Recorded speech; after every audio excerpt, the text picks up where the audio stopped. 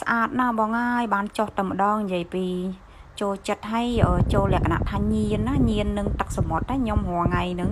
គឺខ្ញុំចុះរាល់ថ្ងៃហ្នឹងអត់មានបានសម្រាប់មួយថ្ងៃទេធ្វើមិនការងារហើយណាមួយចូលចិត្តសមុទ្រគឺពេលមានអារម្មណ៍ stress មានអារម្មណ៍អត់សុបាយចិត្តពេលណាបានចុះទៅបាតសមុទ្រមើលថៃមើលមច្ឆាគឺអារម្មណ៍ស្រស់ស្រាយហ្មងណាមួយសុបាយចិត្តនឹងនាំភ្ញៀវបរទេសទៅទស្សនានៅបាតសមុទ្រចឹងណាដូចបងបានឃើញចឹងនេះសុទ្ធតែក្រាសមុទ្រវានៅជាបណ្ដុំជាក្រុមចឹងហើយមានកូនថៃទូចរស់នៅជុំវិញ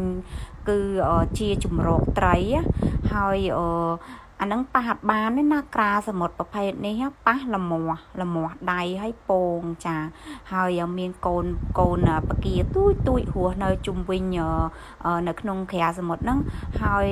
កូនថៃទូចហ្នឹងមានអាខ្លះពណ៌ទឹកក្រូចហើយកូនថៃទូចហ្នឹងវាមានពងវាទូចកញ្ចុំនៅពីក្រោមក្រាសមុទ្រហ្នឹង